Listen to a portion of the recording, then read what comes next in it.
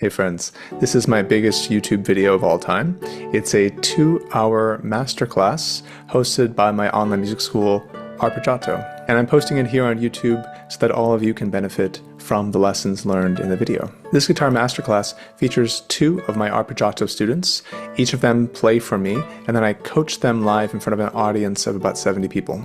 And at the end, there's a Q&A with all the attendees, which lasted about an hour. And these are just miscellaneous fun questions about guitar, music, and more. My hope is that you'll watch this long video and learn all sorts of tips about technique, musicality, interpretation, and much more. Also, I hope you'll notice how effective Zoom lessons are for guitar. In the lessons, you'll see we talk about all sorts of nuanced topics about timbre, technique, nails, everything. And at arpeggiato.com, you'll see we've done about 50 plus hours of these live events. So you can go to the link in the description to our eShop and watch as many as you would like. It's sort of like a Netflix for guitar educational videos. Lastly, if watching these videos inspires you to want to improve your guitar playing, I'd encourage you to check out arpeggiato.com, where I have a dozen expert teachers who specialize in a variety of styles. They can speak different languages, they're in different time zones around the world, and so you can check that website out and perhaps start your own guitar lessons. Without further ado, let's start the class. And I just wanted to give a quick shout out to Judah and Aaron, the 2 Arpeggiato students who played in the class, and also their Arpeggiato teachers, Jonathan and Marissa. Thank you guys so much. I think the class was a lot of fun, and I hope you'll enjoy it. Hello, hello. Good to see everyone. I see a lot of familiar faces. All right, great. We haven't had a live class in months, so this is I'm really happy to be doing this again. Hopefully we can get back on track. Normally we do these classes monthly, so hopefully we can get back to doing that. While people trickle in, I just want to say, another welcome to everyone. Really happy to be here and have our 2 performers today for a masterclass. So if you don't know about Arpeggiato, Arpeggiato is my online music school. We specialize in plucked instruments. I like to say all things that go plucked. And so that's guitars and lutes and all styles of guitar and ukulele and things like that.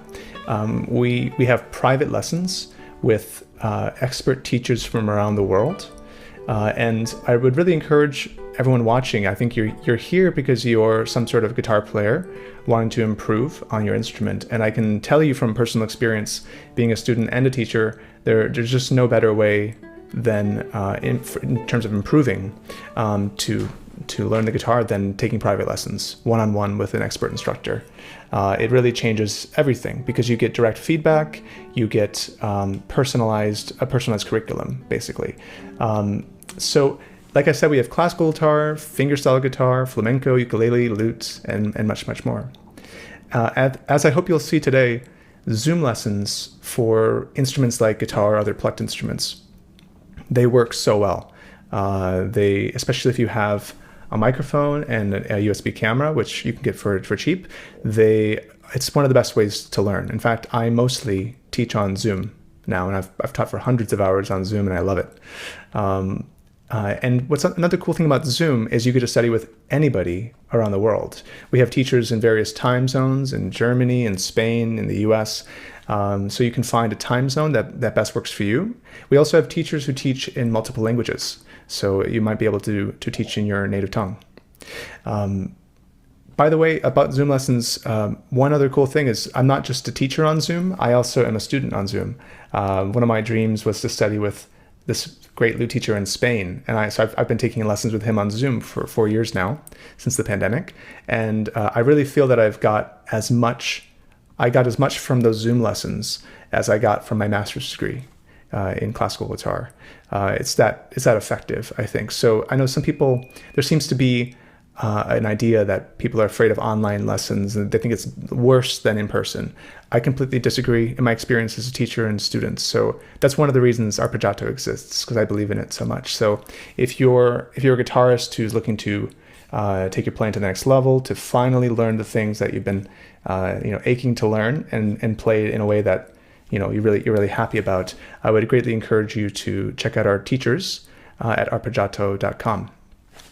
We actually have a new feature at Arpeggiato. We just started trial lessons. So if you're not sure about whether or not a teacher is a good fit for you, or if you want to do online lessons, go ahead and sign up for a trial lesson. And then once that's done, you can sign up for a pack if you're happy with it, which I think you would be.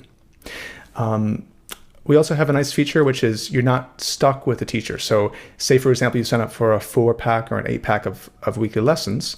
If 2 lessons in, you go, I don't think we're a good fit, you can just swap with another teacher, one of our other 12 teachers, and keep playing. By the way, so today is a Masterclass. It's one of our live events. We've done so many of these since the pandemic started. We have over 50 plus hours of masterclasses and workshops. That, I can't encourage you guys enough, that is an amazing library. It's like a Netflix of Arpeggiato live events, which is great because we've covered so many topics. Today we're going to hear a Baroque piece and a piece by Villa-Lobos, and I've given classes, workshops on how to play Baroque music on guitar, Baroque ornaments. We've talked about everything from music theory to specific pieces. It's just, there's so much there. So I would encourage you to check those out on our website, in our eShop. They're masterclasses and workshops. By the way, if you specifically want to learn classical guitar and you're a beginner, I also have an online course called Classical Guitar Pro. That would be for someone who wants to learn at home at their own pace. No weekly schedule, you just learn whenever you want. All the videos are there. And there's a second volume coming out shortly for intermediate classical guitarists. It picks up right where the first one left off, so it's going to act as sort of a large curriculum. That's called Classical Guitar Pro. Now, turning to the masterclass. If this is your first masterclass, the way it's going to work is we'll have 30 minutes with each of our 2 Arpeggiato students. These are people who have learned on Arpeggiato with our teachers. They'll talk about that in a minute. And then I'm going to just work on the piece with them for 30 minutes each. And the idea is not that it's just for them. The whole point of a guitar masterclass, why it's an essential part of every classical guitar curriculum and every music curriculum, is because you aren't necessarily in the hot seat to play, but you actually can watch and learn from the lesson. You can think, okay, maybe I'm making maybe I have the same issue that he's talking about, or maybe there's a technique tip that you can use. So pay great attention and act like this is your guitar lesson. And I think in my experience, I've seen so many master classes. I've gotten so much out of it, sometimes more than if I'm actually the one playing. The 2 pieces we'll hear today are very popular pieces that most classical guitarists will play at some point. So it's likely that you'll play it and you can use this as sort of a start for the concept and maybe approach. I'm going to send a recording of today's class, so in case you have to leave at some point, no worries. You'll get the full recording. You can watch on your own time, but I would encourage you to stay for the whole thing, because after our 2 performers, that'll last about an hour, I'll open up for a Q&A. And you guys all, I would love to hear from you. It's so cool to have so many people here from around the world. So this is a chance to say hello, a chance to ask questions about technique, musicality, instruments, whatever you want. The Q&A is often one of my favorite parts of doing these live events, is meeting you guys and bridging the gap between, the void of online and putting faces to names and things. So if you want to just be thinking during the masterclass about maybe some questions you want to ask, and we'll open up the floor. Any one of you can talk. Please do keep your microphones muted, though, for the duration of the class if you're not speaking, just as a courtesy to everybody watching. And this is being recorded, so I can send it out to you all later. If you don't want your face to appear on the recording, just turn your video off. But I would greatly encourage you to keep it on, because I love seeing all of your faces and your reactions, and I feel like I'm talking to a room full of people, and like we have a real community here. That's, by the way, one of my favorite things about Arpeggiato. It started off as an online music school where I didn't really know what was going to happen, and now I know so many of you. I've met many of you in person, and it's been really special to feel like, that we all really are here together. So thanks for spending your afternoon with us. Okay, I think we're ready to start. I'm going to introduce you guys to Judah, who's going to tell us a little bit about himself and introduce his piece. Hey, Judah. Hey, my name is Judah Pryor. I'm currently in Indiana. Long story, not worth the time actually, but I've been playing for 2.5 years now. I started getting lessons around last year. My teacher is John Wasserman. He's been great. He's always repeating one thing, which is always making me remind myself.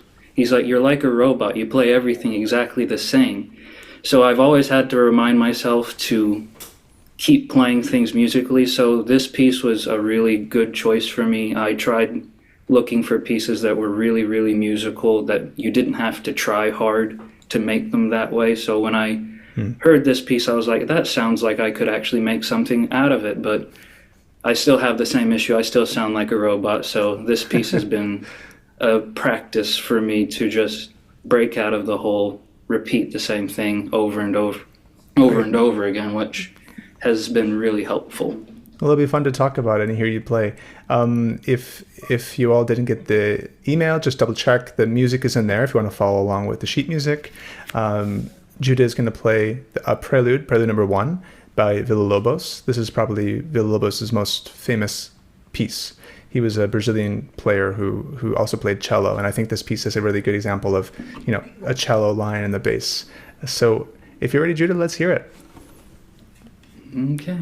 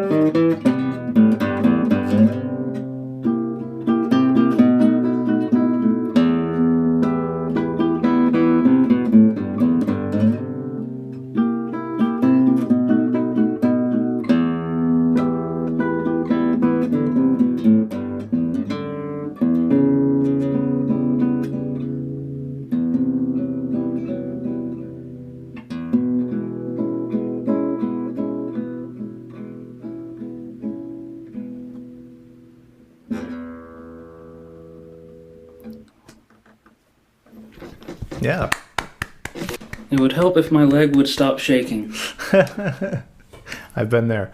It sounds great, man. I get sewing machine leg, as my cousin calls it. That's happened to me in some concerts also. And it's like, how do I get that thing to stop shaking? I think breathing is generally the thing that helps me a lot. And also just like relaxation. I think it comes from usually like stiffening a muscle without realizing it. It's just when I play a piece, I'm constantly checking in with my body and breath.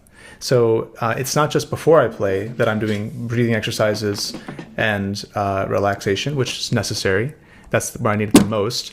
But I also, mid-piece, I find checkpoints, like the beginning and ends of each section, where I go, breathe. And if I purposely make a big breath, and also I'll just check in my body. Am I sitting well? Where's my head? What'll happen sometimes as we play and we get nervous, we kind of get more and more like, I don't know, the Picasso painting, and we get kind of contorted and we get tight and we stop breathing and things go downhill. But with an audience of 60 people from around the world, I think you did a great job. Tried. It's really nice. I liked so much of it. And you started off by talking about this idea of playing robotic. That's like something you're trying to get out of. And I think you did a really nice job at not sounding robotic in this one. I think you're right that this piece just is so ripe for all sorts of tools of expression, as I call them. Earlier I was talking about workshops I've done in the past, and I did a workshop called Tools of Expression, where I go through and I talk about what are those things that basically make us sound emotional and human and musical and not robotic. Because if we play exactly what's on the page, we can sound like a MIDI file. It's very easy, and I've heard many versions of this piece where you get kind of like a, and I kind of hear tick, tick, tick. I kind of hear a metronome. And I think you did a really nice job at using rubato. Rubato is the art of bending time. So I heard a lot of pushing and pulling with the tempo, which in the score, you guys can see following along. The score, notice how many times Villa-Lobos writes markings implying speed up here. This section's a little faster. Retard here. He's so explicit. We don't normally get that much information. And so this one is really great for that reason. But he did also a lot of things that weren't written down, which is great. We need to always play musically, not just when we're told. So you were doing rubato. That helped it not sound robotic. I think playing metronomic is the first thing that'll do that. The next thing you did, which is I heard the next tool of expression, is dynamics. So we get louder and softer. And I heard a good spectrum of volume from you. And then the last thing we could talk about is timbre. And timbre is maybe one of the issues that I heard when you played that bothered my ear a little bit, is that sometimes your timbre is a bit, I don't know, a bit too naily, a bit too ponticello by the bridge.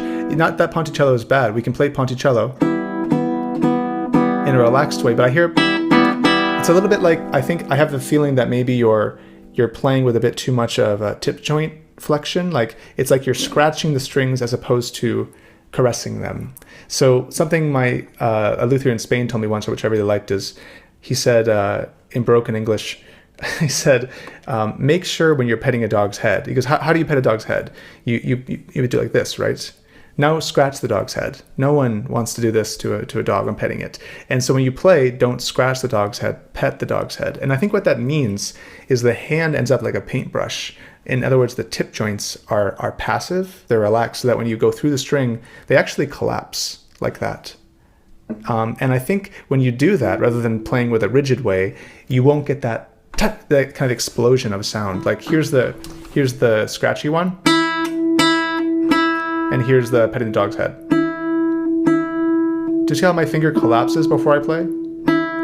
It makes for a round, like you're putting the string into motion like this. As opposed to going, eh. Can I just play the open strings and see if you can make your fingers brushy. Yeah, try to get the notes together. All three fingers chunk at the same time. Yeah, don't worry about being loud, just yeah.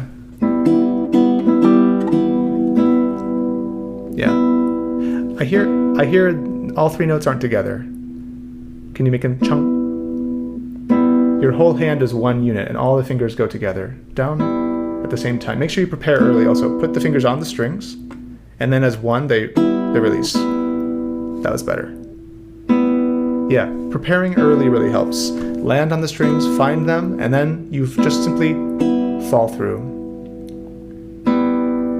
Now that's the sound I like. Good. Most of it comes from nerves.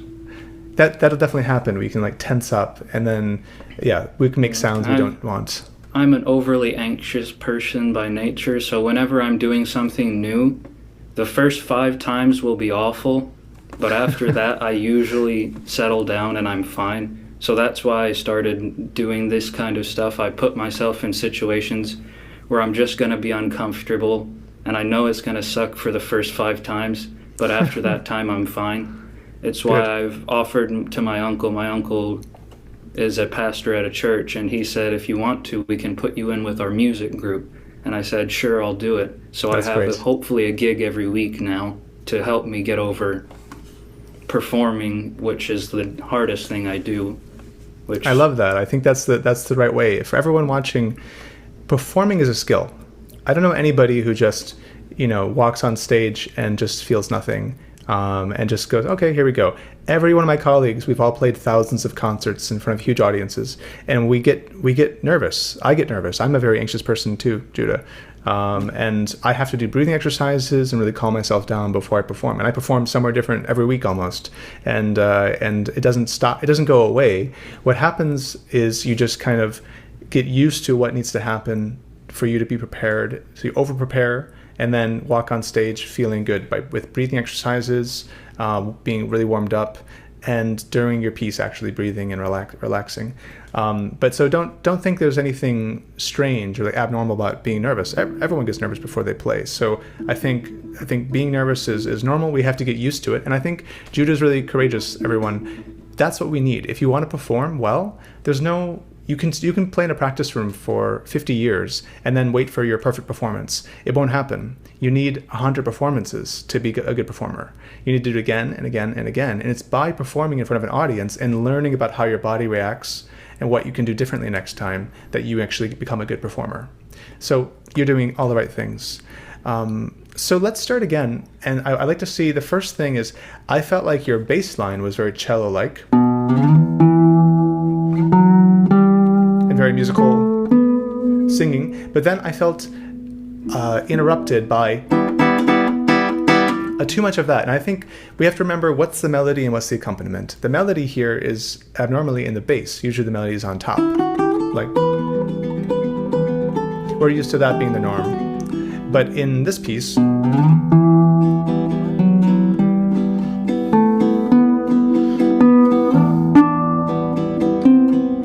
it's in the bass, and that means the accompaniment needs to be just under. So I'm thinking my best cello impression with ha ha ha ha ha ha ha. Those aren't important. They're just a rhythmic support driving the energy. So what happens if you play with that paintbrush technique I talked about, and then you really sing through the melody and make the other part background?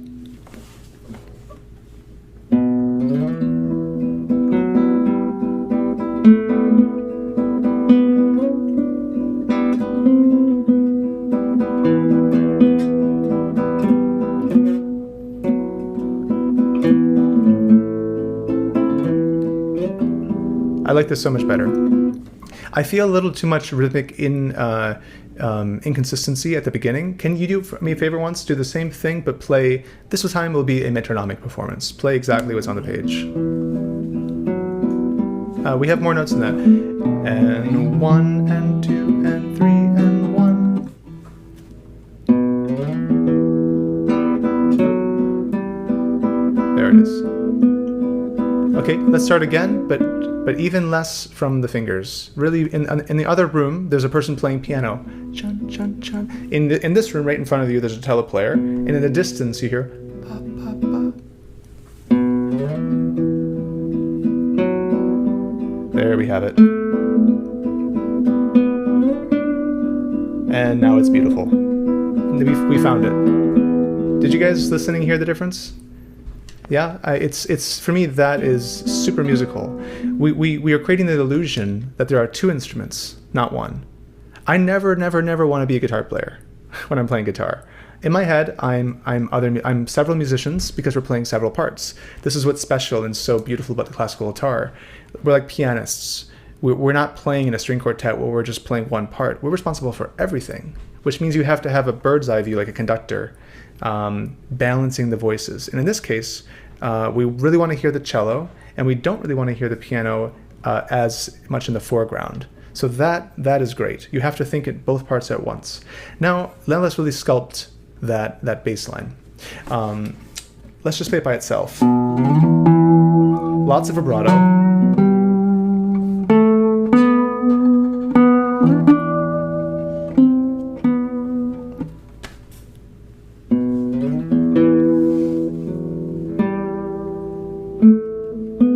Continuous vibrato. That was beautiful vibrato. Yeah, okay. You have a very nice vibrato when you use it. Yeah, I try to stay away from it because I end up overusing it. So then my hand is like this the whole time. Well, I would say lean I hurt into my it. wrist doing it once, and I couldn't play for a week because I did it for so long that my wrist hurt. Okay. So playing a bar chord, like my hand, I couldn't squeeze my hand. My hand was shaking because it was in so much pain. Okay. And that was also probably because I played volleyball and hurt my hand then too. So, we go through in life. We're doing athletic things, guitar. Remember, everyone, guitar is an athletic activity, and you get one body, and we have to be mindful. In guitar playing, there's no such thing as pushing through pain. There's no such thing as no pain, no gain. Pain is bad 100% of the time. There is no pain necessary to play the guitar well. So we hear stories about people practicing 9 hours, 10 hours a day. Throw this in the garbage. 1 hour of really good practice a day is better than 8 hours of mindless practice when you hurt yourself with a repetitive strain injury. I've got a repetitive strain injury in my right hand that I'm still fixing as a result of playing too much. The rule of thumb, Judah, is 50 minutes of playing and then a 10-minute break. Don't play for 3 hours straight. Take a break, stand up, drink some water, stretch. Before you play, stretch. And then, especially if you know one hand's the problem, really dig in there with your muscles, loosen it up. Move your body, move your shoulder, move your neck. Yeah, my rule of thumb has been every 20 minutes a 5-minute break.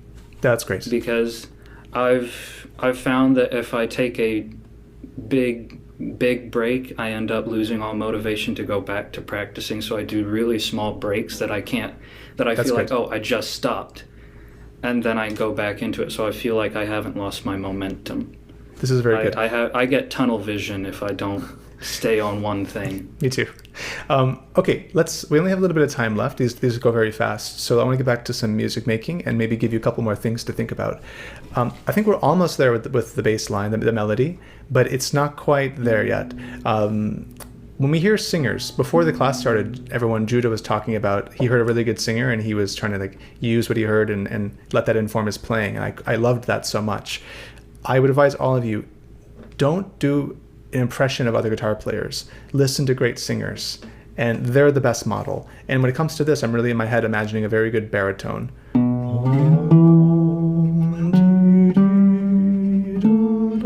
And when you listen to really good singers, what you hear is continuous vibrato. They don't go bum ba bum ba bum ba bum ba ba. It's continuous. Bum bum ba da da da. They always have this continuous vibration, which is slow and even. And especially in this line, I would encourage you that you have a beautiful slow vibrato. I think a lot of guitarists I end up seeing, they do things like this when they vibrato. It's like the lightning bolt. So yours is gorgeous. Wah, wah, wah, wah, wah. That's fantastic. Just try to keep it there all the time. Beautiful. Okay, that was so gorgeous, especially the top note, the D was gorgeous. Now, here's your challenge. Can you do that level of beautiful bass line while simultaneously keeping that accompaniment in the other room? Yeah, that's going to be... Keep vibratoing, even when you're playing the other part. Vibrato, vibrato, vibrato, vibrato, vibrato. On all the long notes.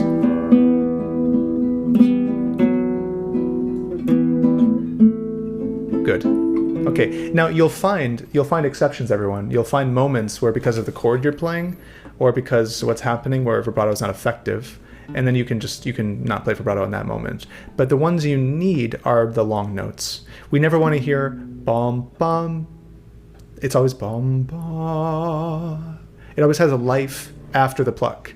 One of the traps about guitar is we're a decaying instrument, so we pluck and then the note immediately decays. And I think some guitarists have the problem where they're only listening to the attacks. But here's some advice that really helped me, Judah. Don't listen to the attacks, listen to the in-between notes. So the sound in between.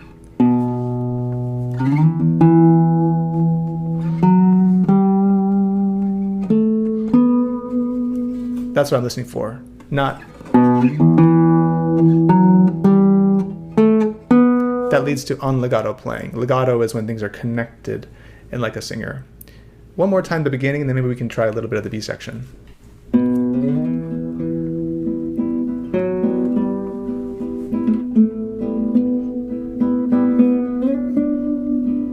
Gorgeous.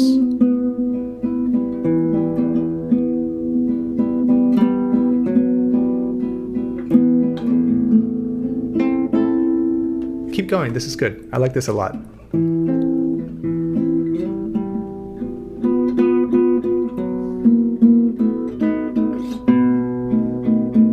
All about the bass.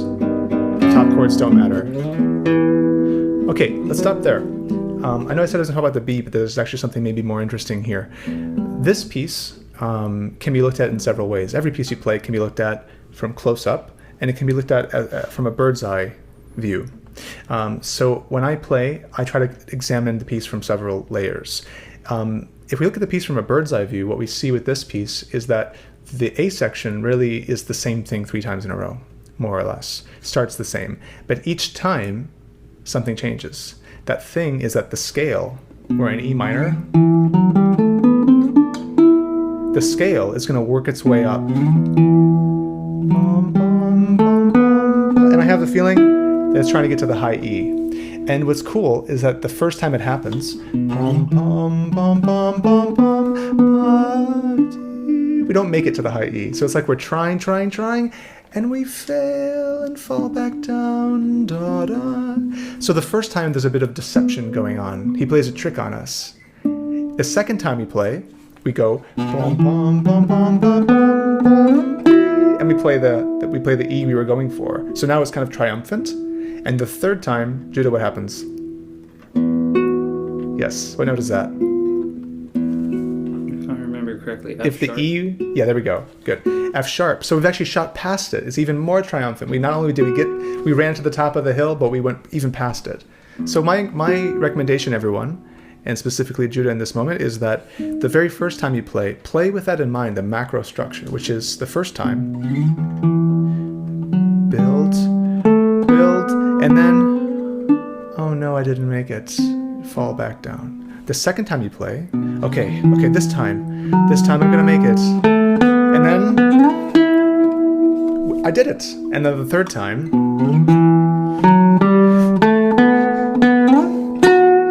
really lean into it and say, yes! So it's D, we get to a D, and then to an E, and then to an F sharp. And so we need to hear that structure. Less, more, most. Can you show me the beginning of each section once? Just the up until the high note, and I want to hear 3 different versions.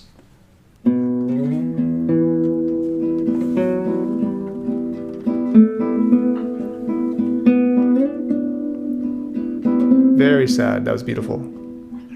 And then, this time we're gonna get it. Am I gonna get it?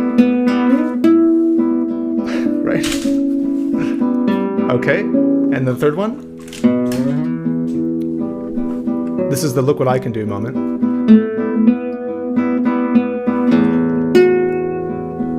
Yes.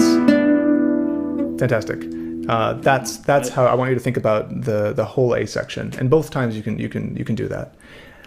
Before we I tend to play that one section right before the F sharp quieter, so I don't have to struggle as hard with that high note because I tend to buzz it. It did buzz. That was another thing I was going to say. And on every guitar, there is a buzz point. I can make every note buzz.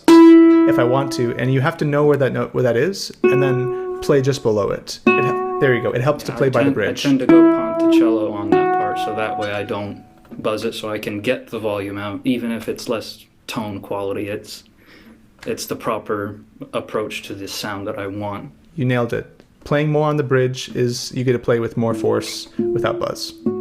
Okay, I'd love to talk a little about the B. You did a really good job with the B. I think in this piece, everyone, that the B section is usually where this piece, I think, really needs help. Usually it's the make or break moment where I find players do some strange things.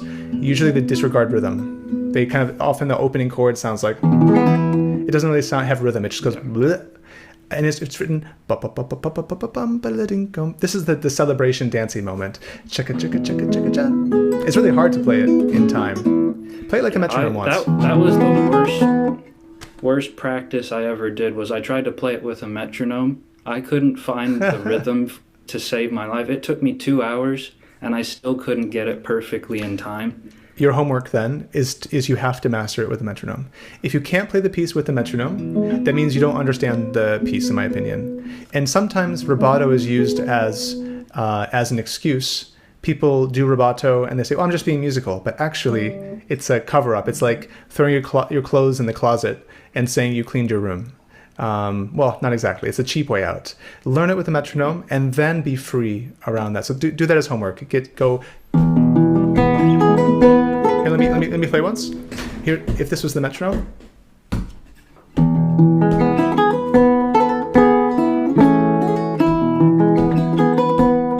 And I'm slower.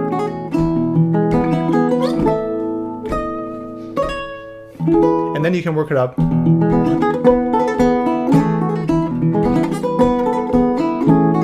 But if you can't do that, then I think we shouldn't be playing that fast. So give me once.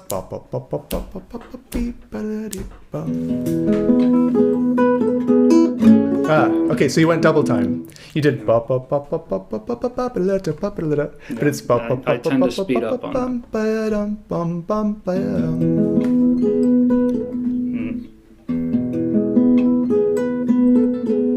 Yeah, you have muscle memory for your tempo.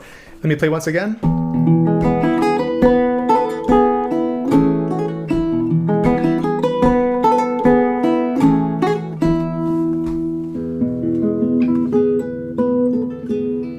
Can you sing it?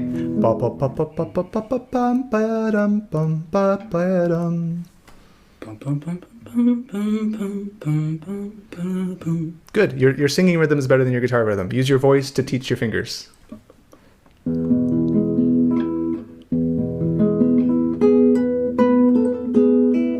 Okay, it still needs a bit of work. I would encourage you to take your metronome out, rewatch this, and play along with the following.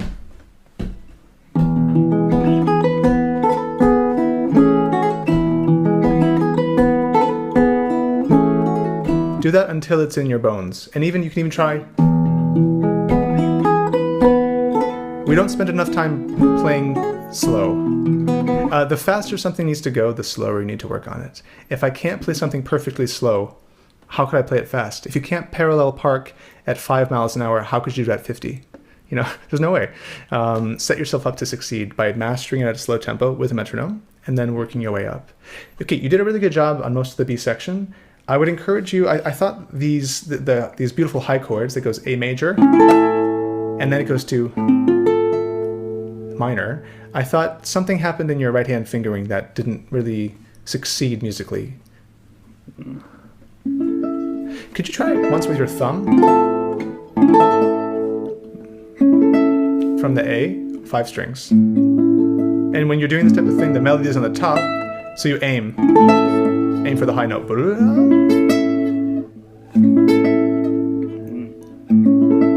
That was beautiful. And then what's the minor one? Yeah, my suggestion would be make the major one brighter and the minor one darker, like the following.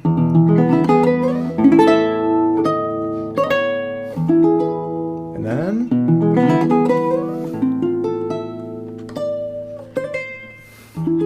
it's a memory of the first, or it's like, how's everything going? It's going great today. Are you sure it's going great? Yeah, it's going. no, actually, it's terrible. It's this like a realization, and it's the persona, and then reality sets in. So let me hear that section with the smile and then the frown. The sun is shining, glorious. And then now.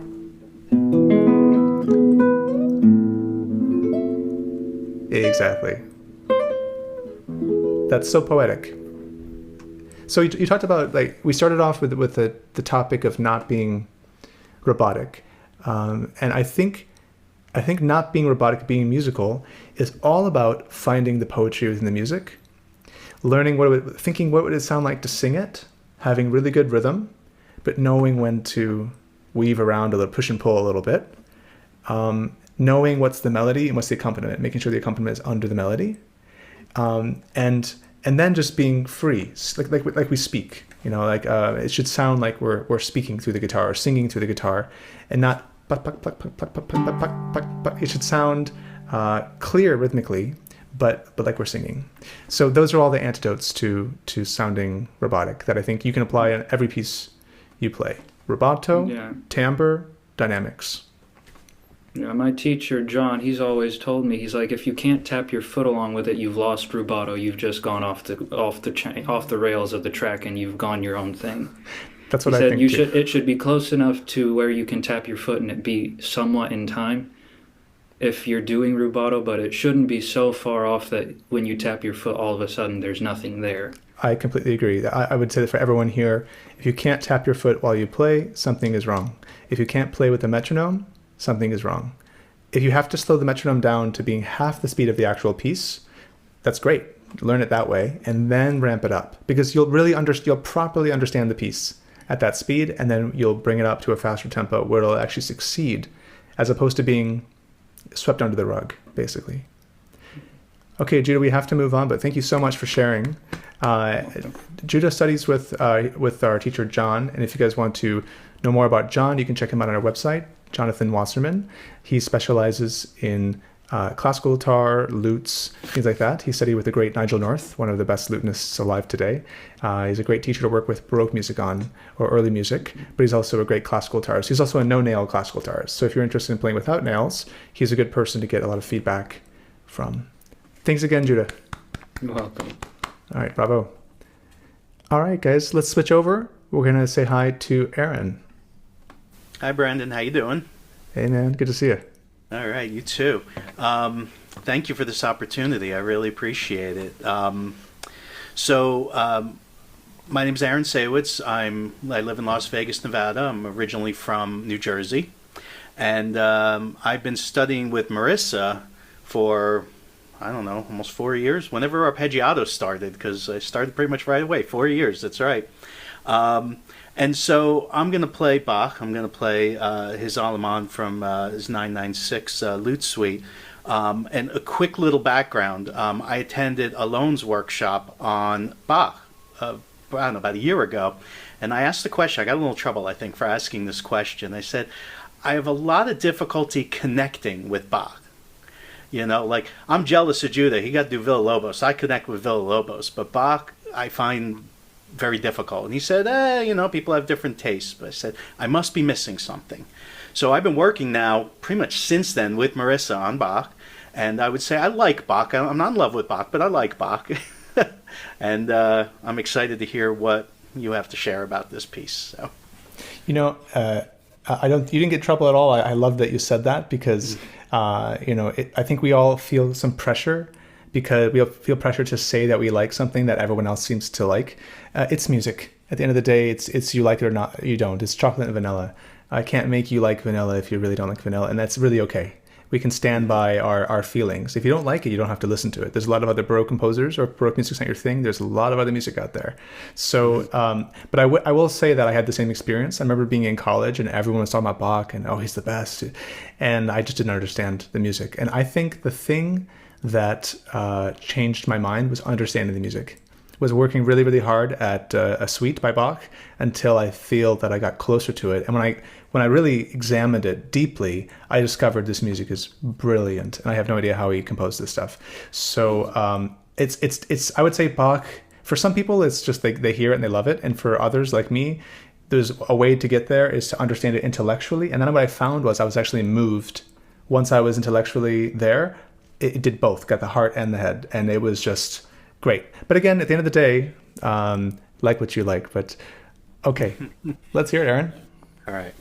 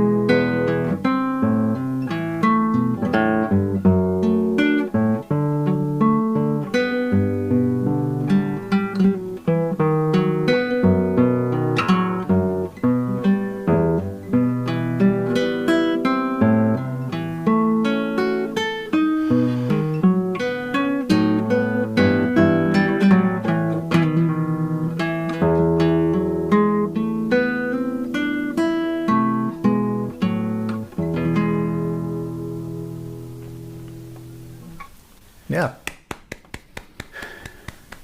Nice job, Aaron. Thank you. Bach is fiendishly difficult on any instrument. There's no instrument where you go, this is what he meant. It's always hard. But it kind of works on every instrument because the music is so well written. It's just, it takes more work than the other guitar composers, certainly, because the guitar composers had a fretboard in their hand and they wrote things that naturally fit in the fingerboard, like, it just flows on the guitar. This was not conceived of on the guitar, or even a lute for that matter.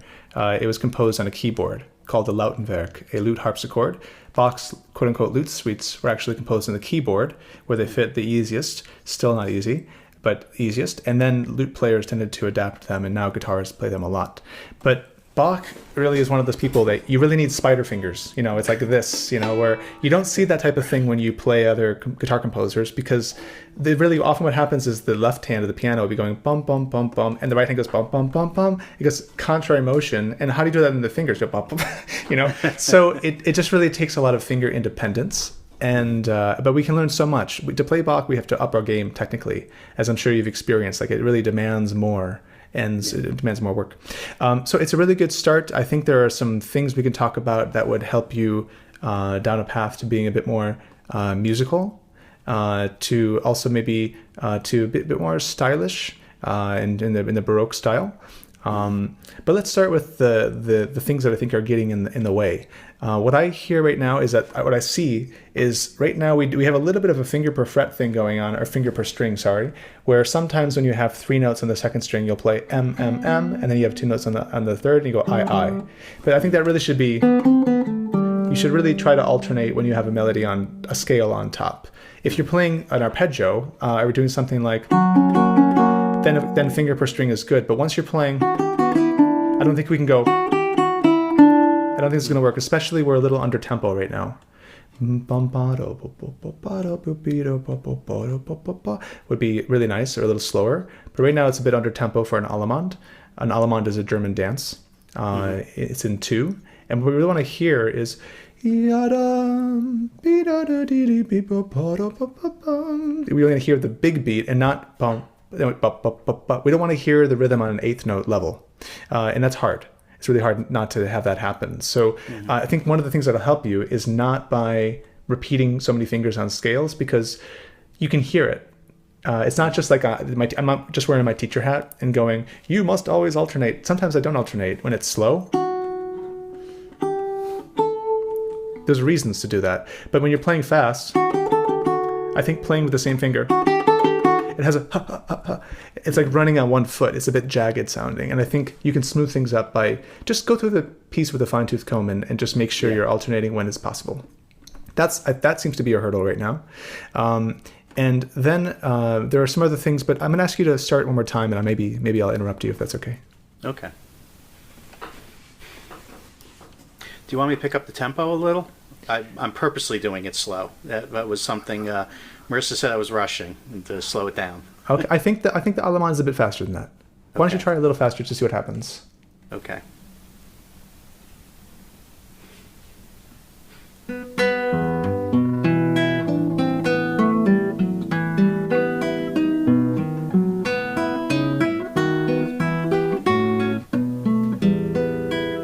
Yeah. So at this tempo, the problem with this tempo is that, and it's a bit of how you're playing, is what I hear is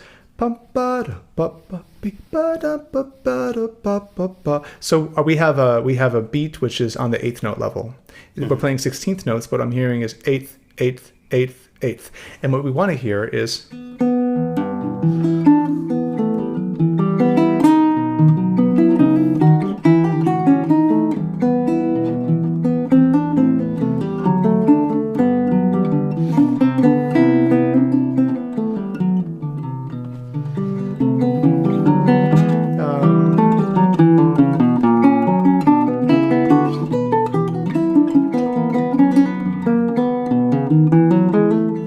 sorry. So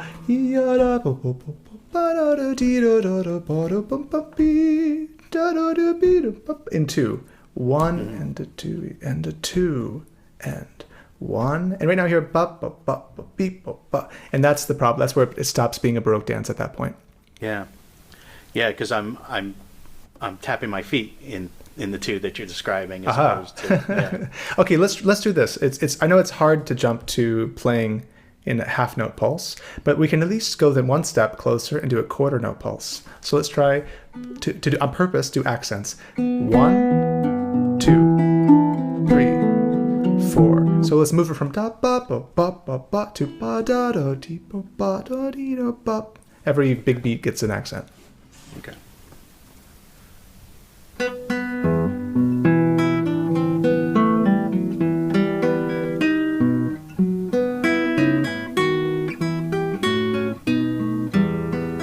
So the implication of that means that everything in the middle gets to be light. That's the whole point, is that when we hear bop, bop, bop, bop, bop, that's because too many things are heavy. At the moment, you are kind of speaking like this. And that's because everything is equivalent. But in speech, I just said the word equivalent. Ba-da-da-da, ba-da-da-da. Weak, strong, weak. Ba-da-da. My name is Brandon, not Brenton, but Brandon. So I think what you're missing is the strongs and the weaks. If everything's heavy, it sounds a bit like a sewing machine, da-da-da-da-da-da, which we don't want. So so just as much as you're accenting each quarter note, which is not what we want in the end, just to be clear, it's just an exercise. Now make everything that's not one of those very weak.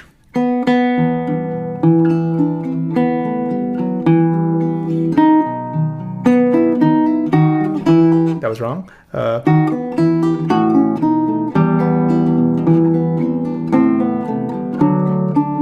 And see, everything in the middle doesn't matter. It's just throw it away.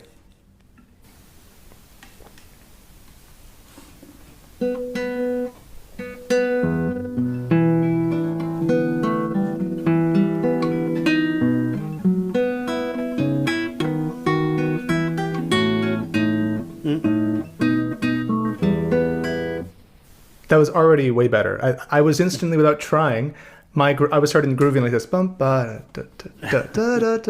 now you've shifted. It's a different piece now.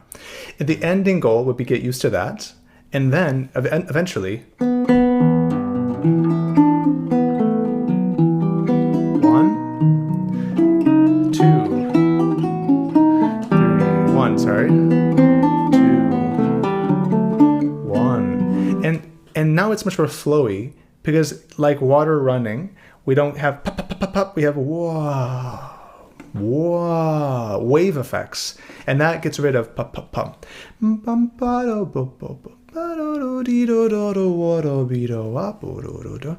It's not important. It's legato, but smooth. So why don't you try once now? This is going to be an interesting experiment. Now try everything watery with no accents.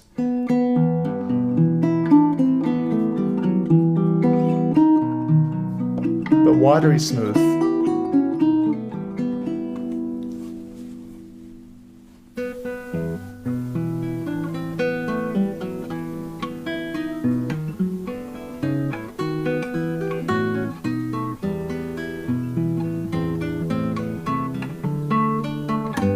That was nice. Okay, now give me an impulse, a little bit of extra sound on beat 1 and beat 3. Beat 1 and 3. Okay. Yeah.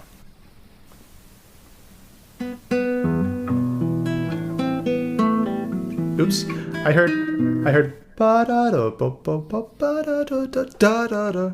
I heard on the A, but it should be on the B. Right.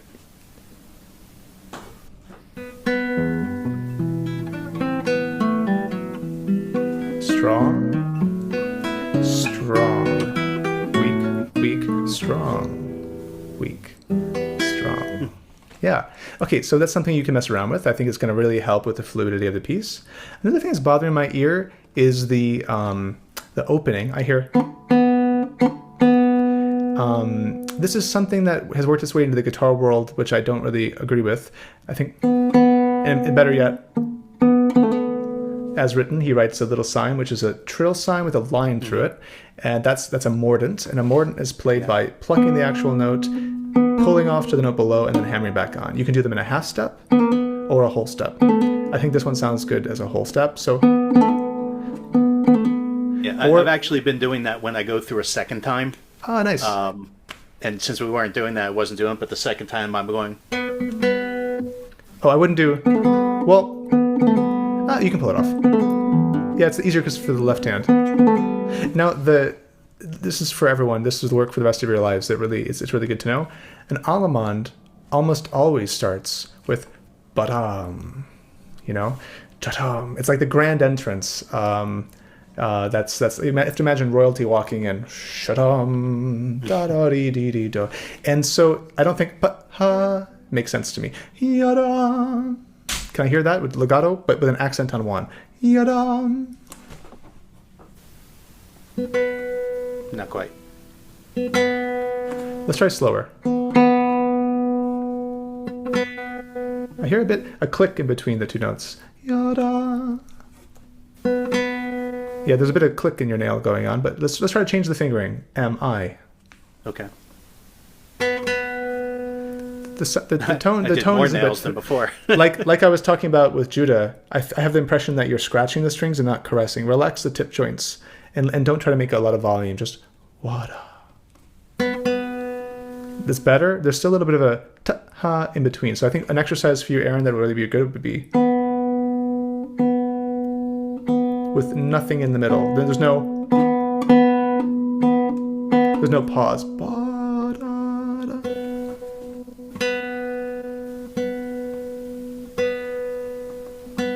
Good. Now, yada. It's better. I want to hear the second note louder than the first. Ba-da. Yeah.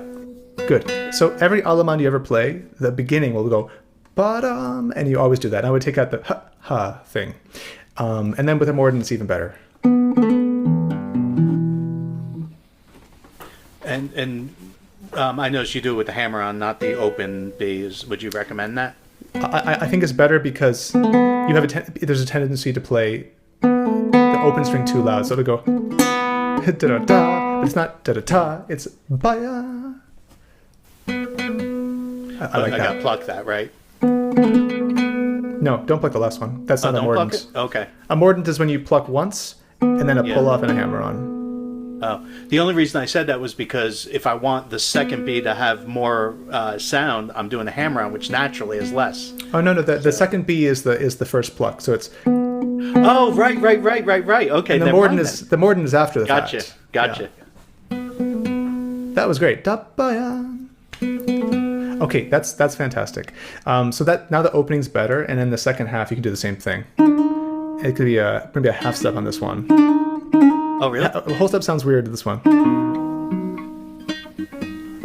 Yeah, I like that. That was a whole step. That was a whole step. Let me hear again. Yeah. Oh yeah, sorry, no, I don't like that. I would do a half step. Oh, okay. It's taste. You can use your ear. If you can manage that, I would do it both times because, okay, maybe something that needs to be communicated to you in the audience here is that we are modern people looking backward in time at this weird thing called an allemande with these weird symbols. But to people at the time, they could all dance an allemande at social events. They heard 1,000 allemandes. Bach didn't invent the allemande. It was antiquated by the time Bach was playing allemandes. It's like playing the blues. We all know once you hear, everyone here can guess the next chord goes here. And once you heard that, you definitely know it goes back there. And then bum, bum. It's like, it's so common and we're so used to that pattern that everyone uses that when you do it, you have to do the things that make people go, oh, it's the blues. But if I do it in such a way you can't even recognize the blues, something's wrong. And in this case, the second I go, yadam, you go, oh, allemande. So it's intrinsic to the piece. So I don't think it's an option to change it around. Show that it's an allemande by badam at the beginning each time.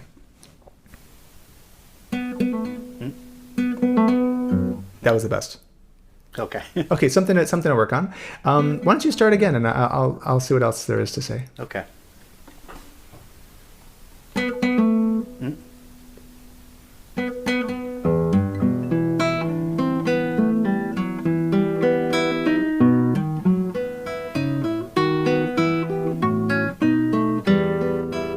Yeah. Okay. So I think the last thing we'll talk about today is Bach often writes in perpetual motion, where he does write ta-ta-ta-ta-ta-ta, just a series of eighth notes. And I think it's a bit of a hard thing to interpret because when you see ba-ba-ba-ba-ba-ba on the page, it can be easy not to know where the phrases end and begin. And so we need to know what's the beginning of a phrase and the end of a phrase. And so the way to do that is to know where the cadences are. A cadence, everyone, is when you basically have a 5 chord going to a 1 chord. So in this case, what key are we in? We're in G. Try again. Oh, E minor. E minor. Yes, this is a sweet E minor. Yeah. Good. So play me a good E minor chord. Campfire chord. Wonderful. That's our key. Now, what's the 5 chord from E minor? What's the dominant? Is going to be the B. B. Good. B major. Right. Good. Exactly. So, okay, and then lastly, what's the 4 chord? Is A. A what? Major or minor? A minor. Good. So if we hear 1, 4, 5, 1, right? This is like pop songs. Okay, Bach is writing 5 chord, and there's some chords in the middle, but basically it's all 5, and back to measure 3 is 1. So when we play a 1 chord, it's just establishing the home bass. When we go to 5, it's strong tension, and when we go back from 5 to 1, the 5 is always strong and the 1 is weak. I heard you kind of like accent the landing of 3 a little too harshly. So what I would like to hear is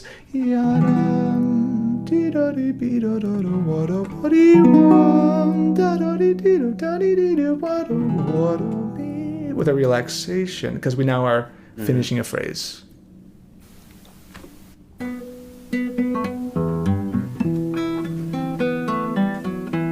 Stronger, keep this whole measure strong. And now we relax. Okay, now we have to know the harmony from here. So finding the campfire chords within Bach is a huge help. So halfway through measure 3, we have a new chord. What is it? It's the A minor there. It's the 4 chord. So he went 1, 5, 1, and now we get a 4 chord, which sounds so sad. So, and then on the 4th beat, we have a new chord. What's that? That's the D major.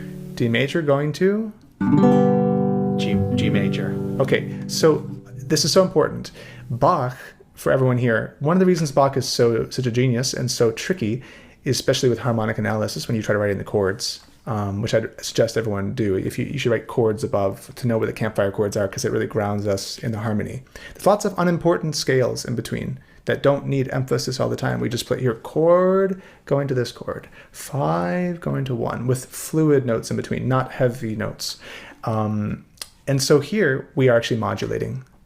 He's going to G major on measure 4. And he's doing that with a D major chord.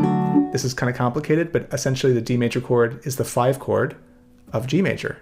So by using D major, he makes it sound like now we're in the key of G major. So this is kind of cool. We hear 1, 5, 1. And now he says 4 chord.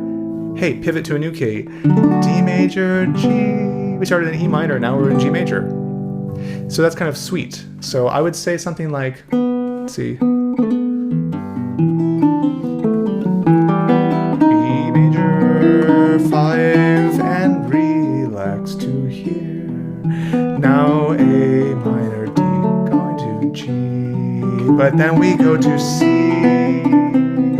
Long scale down. Now when we do the long scale, falling, falling down, climbing up and up, back to E minor. Oh, we're changing keys again. And where do we end up? With 2 to B major. So we actually end with the help of an F sharp major chord. We end in B major. Now, this is not a coincidence, Aaron.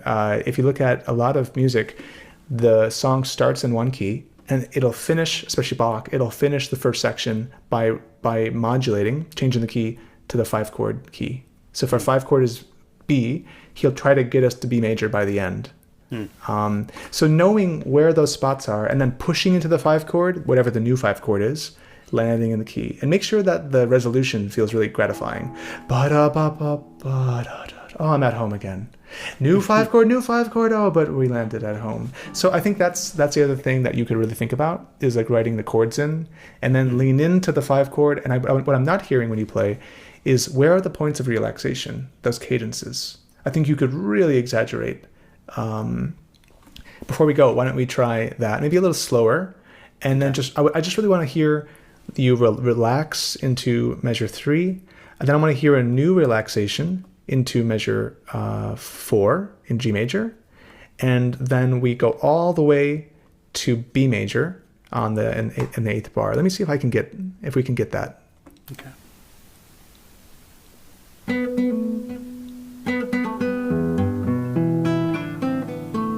Making our way to the dominant. 5 is heavy, and relax. Pushing. D major, G, relax. Long scale down, fall, less, less, less. Now we build up, most. New 5 chord, strong, strong. New 5 chord, F sharp major, and relax. And then even more relaxed. Hey, we made it to B major.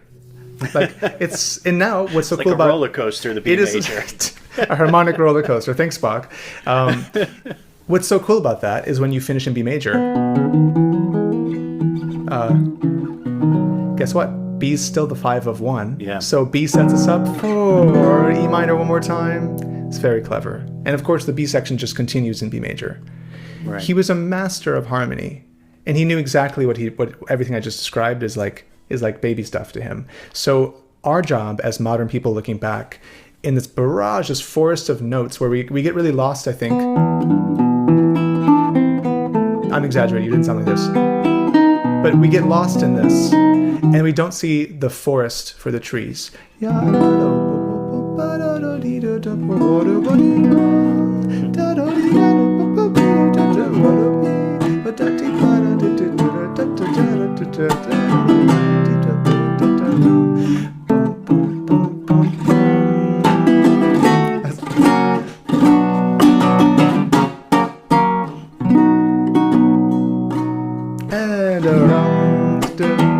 So that's kind of the pop version.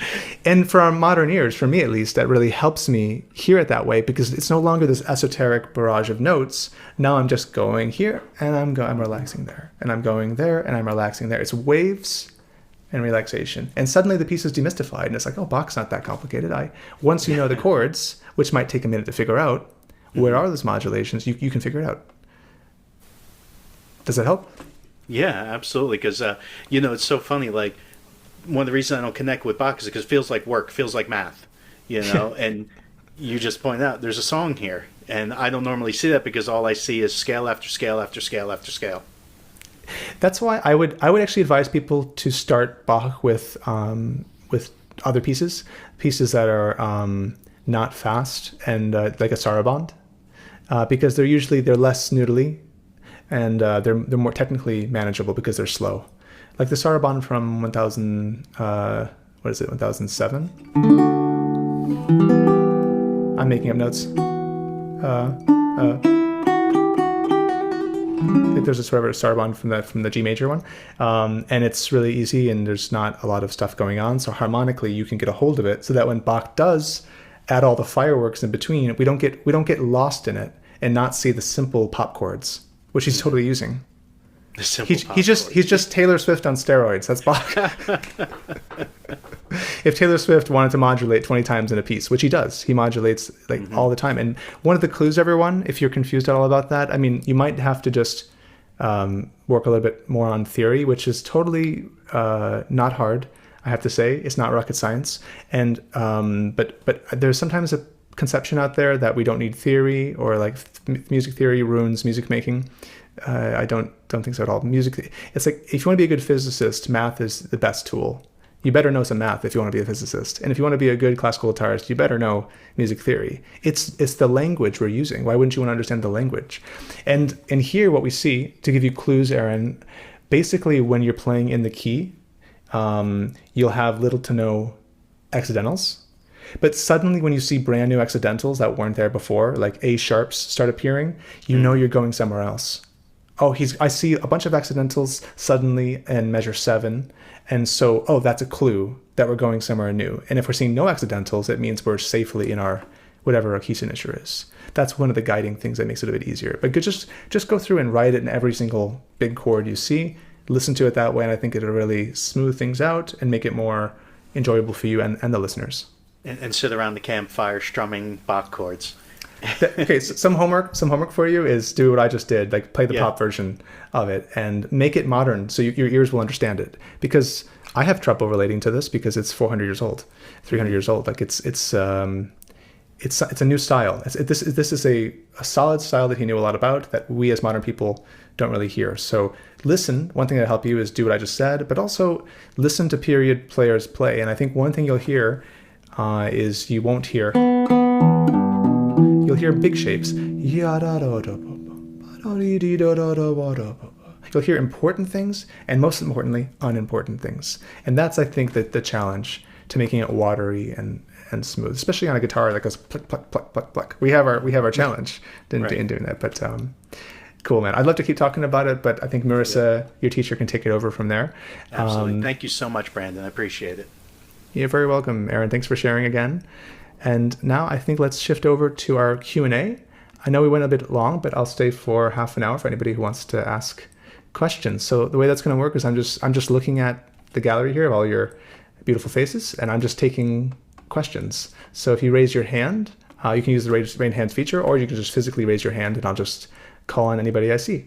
I see a question from Esteban. Hello, Brandon and everybody. I want to say it's great to have you here. It's a pleasure to meet you virtually. I have a question. We have been talking about musicality throughout the class, and I have uploaded a couple of videos of me playing guitar in your Facebook group, and the feedback that you always provide is I'm lacking musicality, and I need to go beyond just playing the right notes.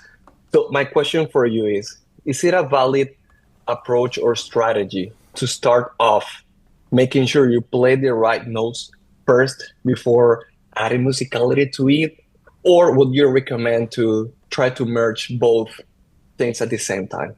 Thank you so much. Thanks, Esteban. And thanks so much for your participation in the Classical Guitar Pro Facebook group. I think there's differing opinions on this, but my experience with my students is clear. I think that a lot of us are trying to run before we can walk. Not implying, not critiquing anybody. It's for me too. When I'm learning a piece, I should be able to walk before I run. And so the harder the piece, the more basic we have to take it in smaller chunks and at slower speeds. So I have noticed that my students, when they come in playing something and there's so many technical difficulties that I can't hear the music even though they're trying, and then they're kind of not satisfied, but they're trying. What I often have learned is that if I can just get them to play the version that's super clean and relaxed, the words I usually say is, can you play it accurately and easily? And usually what that means is they have to go slower and do less musically. Sometimes my teacher, when I do something that just kind of totally goes awry or wasn't clean, he goes, I think you had an attack of musicality on measure 7. I tried to do something musical and it got totally in the way of actually what I was doing physically. So I would advise, especially with Bach, I would advise trying to play things in a very metronomic, slow way and totally even. And your challenge is, can I hear all the notes clearly? Am I relaxed? That's a big one. Just because you can play it while being super tense doesn't mean you can do it faster. So I'm relaxed. Is it easy or not? If it's not easy, then don't continue. Go slower. And find the tempo, doesn't matter what it is, with a metronome, where you can play accurately and easily. Once you can do that, you can go a little faster. And if you can do that easily and smoothly, well, then we can think about what dynamic do I want to play.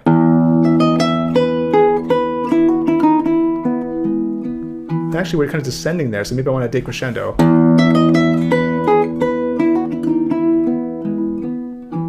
But now because I can play it accurately and easily at a slow tempo, I was able to manage it. But often I have the impression that people want to play like a performance, so they just dive right in. And then everything sounds unclean because they never go slow enough to really master it technically and understand the piece with relaxed muscles and breathing. So absolutely, Esteban, I would advise you to try the same thing. Thank you. Yeah, you're welcome. I see a question from Constantine, who has a lute. I'm biased. I have to take the lute question. Hello, can you hear me? Hi, Constantine. Yep. Okay, great. Welcome. Right, so thank you. I mean, also, I just wanted to briefly appreciate the really nice halo you've got going on behind you. I'm not sure how you do that, but it's very clever. It's very simple. Just a little light on the back wall. I see. That's what I use in my YouTube videos too. Yeah, man. Fantastic. Right, so, I hadn't had this lute for that long. A couple of, maybe a month, perhaps, at the longest. I've came here from classical guitar. Like the majority of the other players. Now, I had a couple of questions, specifically all really relating to sheet music and manuscripts. So, can I just ask, what's your process for finding manuscripts or choosing manuscripts? I mean, I normally go for the original ones, but there are often, I've noticed that there are certain manuscripts that I find that are not original, but a lot easier to work off of. Yeah. And better edited or more clear. That's totally true. Once you get into the world of manuscripts and or facsimiles, pictures of the manuscripts, number one, you have the problem with getting used to reading them, and sometimes they can be a bit it's hard to see clearly. But you can search and find often modern editions that are still in tablature. I would really advise you when it comes to lute playing, read from tablature. Don't bother with sheet music. Yeah. And you can find, for example, like the Sazonet manuscript with Baroque lute music, or Weiss. For example, Weiss is the best, most famous Baroque lute composer. And you can buy editions from like Le Luth Doré. You can buy modern editions of Weiss put in a computer, which is still tablature, but you can actually clear. So I would say if you want a really good book, you can buy it from like Le Luth Doré or other websites. Maybe you can send me an email, I can point you in the right direction. But the best thing about playing lute is all the music's in the public domain. So imslp.org, it's all there. imslp.org, and just type in the composer you want, Weiss or Vizet or whatever Baroque lute composer you like, and I think you'll find a lot of it there. Also, the Lute Society of America website, tons of facsimiles and more manuscripts than you ever play in a lifetime. So why don't you start there? And I'd encourage you to send me an email, and maybe we can talk more about it. Right. Well, I found some very nice scores on IMSLP, and there's one site with all of the original Weiss manuscripts. They're actually quite legible. A lot of them are, yeah. Yeah, right. Now, my other question is, I occasionally, I'll scroll through YouTube and I'll see Brandon Acker, Music for a While. I love that video. Thank you. I'm playing that. And like my question there is, well, where'd you get that score, for instance? And then also, is it possible that you maybe include maybe a link or like something? Because for me, I see something, I always want to play it, and I don't really enjoy searching for sheet music. It's not my favorite activity. Well, I have to do it. I do it all the time, but it sounds like we're going to have a good conversation. I can point you in the right direction here, but I think maybe it'd be the easiest to do it in an email, since we have other questions. But just to answer you on the question of when you play continuo, which is when I'm improvising. So I'm only looking at the bass line, and everything else you hear is my improvisation. So it's not written down, and I don't even write it down at all. Yeah, I found the original on IMSLP, just full from Oedipus. That's what I play from. So it's just the bass line, and that's the art of figured bass, where you improvise over a bass in the Baroque style. There's no figures on that. The original, I couldn't find any. Right. You have to kind of deduce them. So we're going to have a good conversation. So let's talk on email. Thank you, Constantine. Sure, I'll email you. Thanks so much. Thanks, man. Really appreciate that. I always love nerding out about the lute. I see a question from Celia.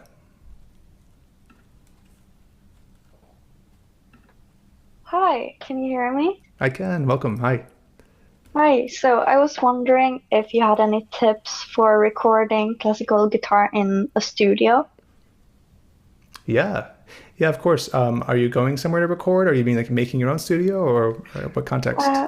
No, I'm a songwriter, and I'm currently recording an album. Wow. And so I was just wondering how you got the best sound for classical guitar. Sure. I think it's a little bit subjective, but for my personal tastes, I can say what I really like is I like a mic to be pretty close, like where this microphone is to my guitar, and usually on the side of the bridge, and then another microphone here. So one's like 2 feet from the bridge, and then one is same distance from the 12th fret. So if you have two mics there, and then you pan them left and right, you put one to the left ear, one to the right ear, it makes a huge sound out of the guitar. Yeah. And you add a little bit of reverb, and it'll sound great. The best thing to do is also make sure that the room you're in is really dead, or like put some carpet down. I have some sound panels on the walls that you can't see. Since this is where I record my YouTube videos, and I like the blue background, so I don't put them there. But I have like deadening panels, because you want the room to not really influence the sound, unless you're in like a really beautiful hall and it's got a nice echo. Then you want that. But in general, I just do a stereo pair of mics. Or actually, to be honest, a lot of my videos are just with this, the Zoom H6, and it already has the two mics built into it. And then I put the mic. Most of my videos you hear me play, I'm doing basically this. The mic's about there, pointed sort of at the bridge or the sound hole, and then I just add a little bit of reverb and maybe a little EQ. I like to boost the bass a little, and then maybe sometimes take off a little bit of the high end. And that's how I get a sound that I like. But I think what you should really do, what really helps me a lot, is I plug in the microphones, and then I wear headphones, and I play into them, and I move around. And you'll hear when you move, it changes the sound completely. How close you are, how far you are. And then basically, eventually, you'll find a sweet spot. You go, oh, I like it there. So it's less about measuring the distance and more about playing around until you say, oh, the guitar sounds really good, like that. But the two mics is kind of the standard way of doing it. Yeah, it sounds like I'm doing everything right. I'm using 3 currently.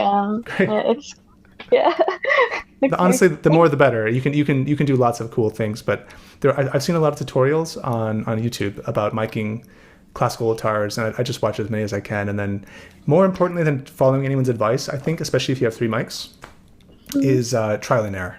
You have to just do it and then listen and go, okay, what do I like about it? What do I not like? And then try something else. And then eventually you'll just say, okay, this is good enough for me. I like it when I put the mics here and here on that guitar. And I think you'll figure it out. Yeah, okay. Thank you. Okay, nice to meet you. Take care. All right. Look through the group here. I see Dennis. Hi, Brandon. Hi. Just a quick comment. I really appreciate hearing you say, play it slow. I studied harpsichord after I'd already started studying guitar and lute. And my harpsichord simply said, play it twice as slow as it's written until you can play every note. And then you can worry about speeding it up and adding ornamentation. So it was good to hear that. And I hope that everyone will take that to heart because it makes a huge difference. My question, if you could just make some quick comments. Sure. Something that I noticed that you were advocating, which I had not experienced before, but now I find myself at a point where I have to address the issue, playing with no nail. Mm-hmm. So no nails, that topic is something I've thought a lot about, and I've gone back and forth. My most common solution is one I'm using right now, which is I have some nails on my I, M, and A fingers, but I have no thumbnail. Aguado did that. A Piccinini lute player did that.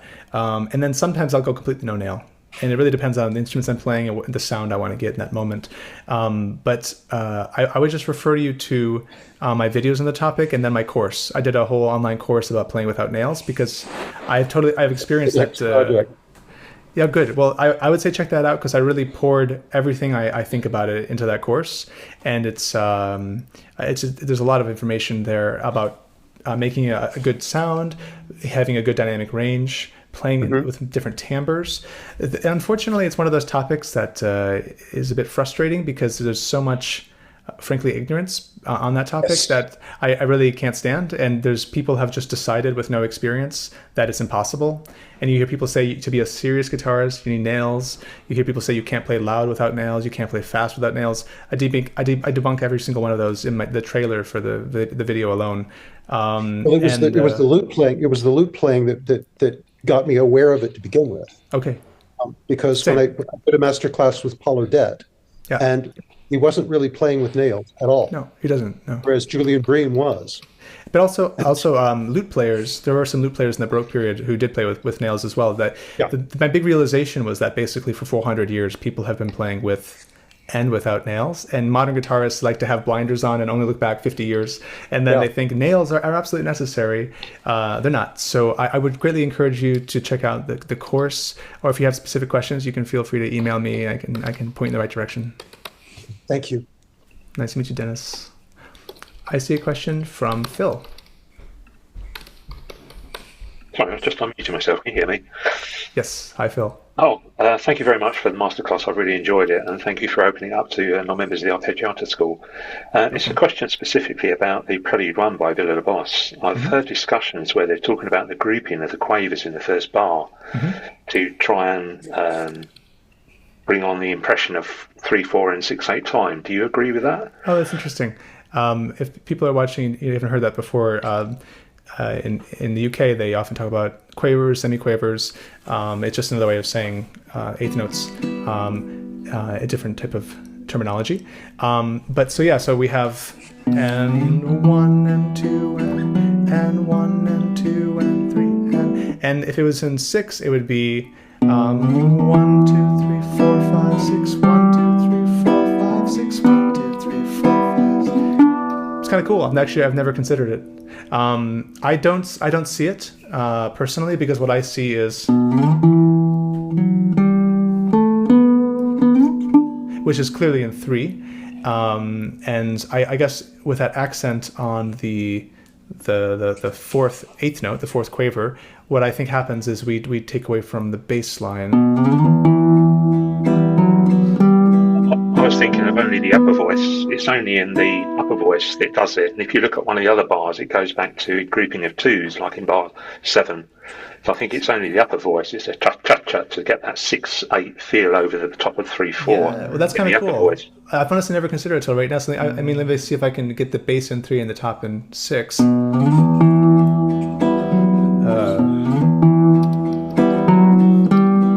it. it's kind of cool. It's groovy. In a lot of Latin American music, they do that. They like, for example,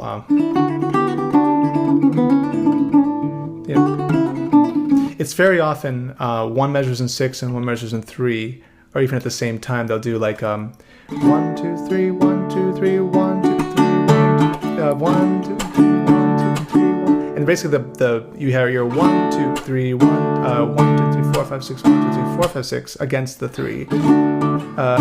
See, you hear the type of thing a lot in Latin American music, the 2 against the 3, but I never considered it for that, so I'll have to think about it.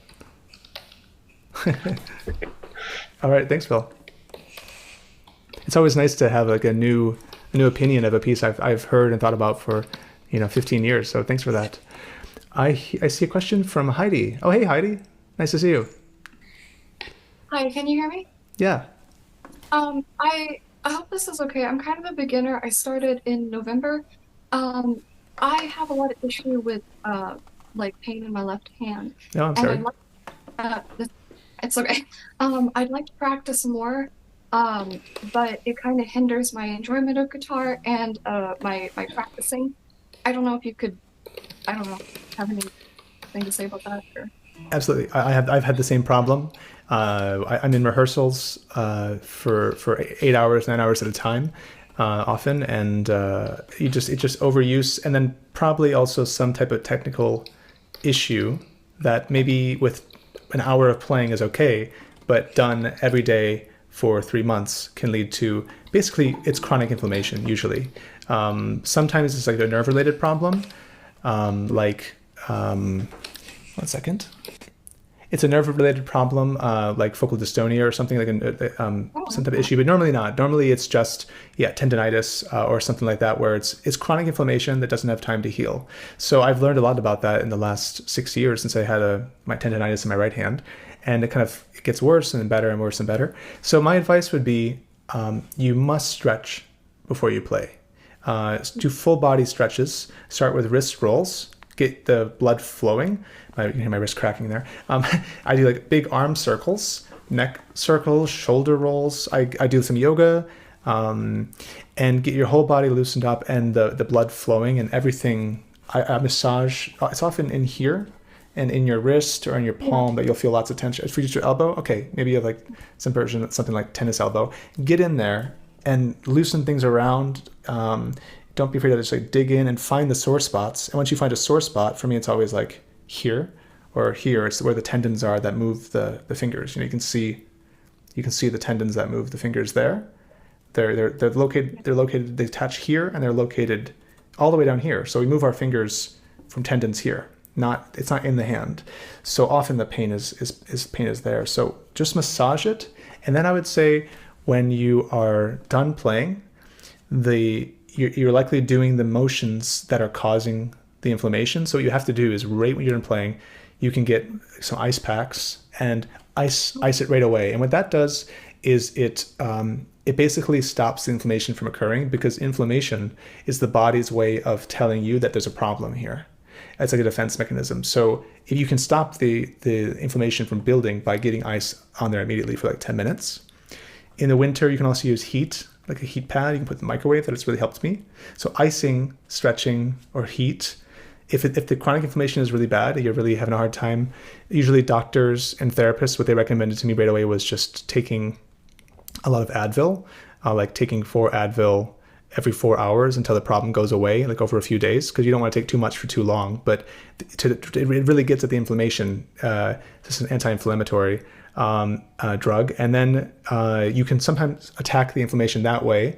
And then when you're feeling good, if you ice and you do Advil and stretching and all that stuff, and you're still having issues, I would say there's probably something going on in your technique which could be fixed, some type of contortion, sometimes a misuse of the hand, or maybe you're just squeezing too hard. It's your left hand?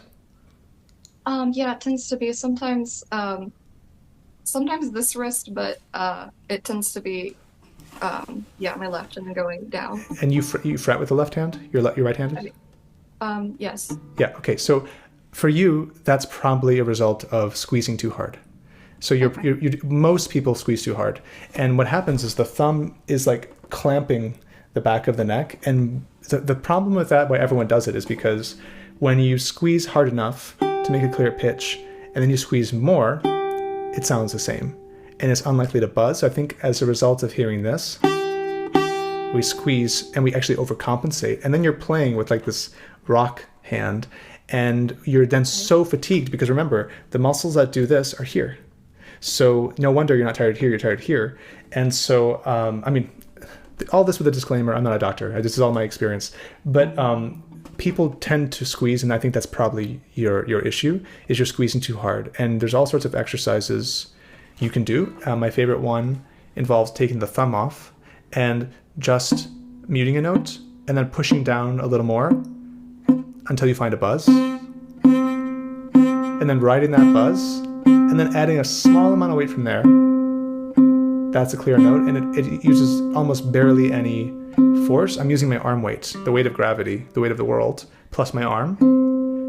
And then I try to add my thumb back on as a light thing. It doesn't clamp, it doesn't help me push the string down. It just lightly touches the back. I always say that the thumb on the back of the neck is like the hand on the wall when you're putting on a slipper. So if you're unbalanced, you're standing up and you're trying to put a slipper on, all you need to do is touch a wall, even with one finger lightly, and you're suddenly oriented, and you can stand there for an hour and put your slipper on if you needed to. You're suddenly balanced. So the thumb on the back of the neck is not to clamp the strings like a vice. The fingers do that. The thumb is just there as a reference point to balance the hand. So I think by addressing that and then taking breaks where you just let it relax, ice it, I hope it will go away. Okay. Thank you. Okay. Good luck. Thank you. All right. Let's take another question. I see a question from John Peterson. Oh, hello. Hi. Couple of things really quick. I know that we've got a lot of questions, so I'll make it fast. I noticed in this specifically Lobos, when you're looking at the sheet music, until maybe the number 2, it doesn't have a lot of notation in terms of like fortissimo, piano. It kind of you kind of have to infer. How do you find that expression yourself? And 2, second question would be actually we'll just leave when you're forming your hand above the strings, I have a hard time keeping my hand in place. Like maybe it's strength issue. How would you recommend building that to keep hand shape and everything proper? And then one comment, and then I'll let you go. Okay. I joke with my lady all the time that you are an angel, so I just wanted to toss that out there. Well, thank you. I appreciate that. So the first question, I'm thinking about the angel comment, so it's hard to remember. That was funny. So we had a question about the hand position. What was the first question about again? First question was with the older pieces, especially in Lobos, finding the expression when there isn't any. Thank you. So one of the tricks you can use is two main tricks. Well, 3. The easiest one when you're looking for dynamics is to follow the pitch contour. So the rule of thumb is if we get up, up, up, up, up, we go louder, louder, louder. And if we go down, down, down, down, down, it gets softer, softer. So in the melody, we see do this, up and then down. The easiest thing you can do is apply crescendo, decrescendo. Now, if the melody is very jagged, you can actually kind of back up and look at the overall contour. Even if it takes some dips, maybe you see ya do dee do da do dee do da do da. Well, it's actually coming down with some exceptions. So really, the shape still is ya less, less, less, less, less. So that's the first thing. Just mirror the pitch contour. It comes from rhetoric. It's like if I'm raising my voice, I usually raise the pitch. So if I'm really relaxed, my voice is maybe down here, my average voice, and I say hey, hey, hey, hey, watch out. higher volume. And then I go, I can't believe you did that. I can't believe, it's okay. It's fine. It comes from speech. It's like we speak high want to have more volume, and we speak lower to be more relaxed. So I think musicians knew that. Music is a metaphor for life, for everyday life that we all know. So up and down based on the pitch contour is one. Another idea is the harmonic implications. So before we were talking about a 1 chord and a 5 chord and a 1 chord. So it has a natural shape like this. 1 is weak, 5 is strong, 1 is weak. And most songs, they go 1, 5, 1, 5, 1, 5 the whole time. And there's just some chords in between. Bach does that, the Beatles do that, Taylor Swift does that. The in-betweens are more complicated for Bach, and he'll go to more keys. But so you crescendo towards the 5 chord, and you relax towards the 1 chord. That's another version. And the final one is phrasing. So if we have a piece, that's one phrase. And when you find the phrase, my favorite thing is to apply the music theory gang sign. This is a nessa de voce. It's where you get louder towards the middle, and then you get softer towards the end. So you could, in this case, it's 2 measures, 1 and 2 and 3 and 1 and 2 and 3 and. That's one phrase. Now if I apply this, row 2 here and back, and we'll do it again. And that way it's like the water coming in the shore and coming out. The natural feeling of the ebb and flow. It brings you this way, and then you relax that way. And then the music has a nice hypnotic feeling to it. And the opposite of that would be where everything is heavy. It's kind of like the trap of the Bach piece is to play everything like that and to find the macro shapes.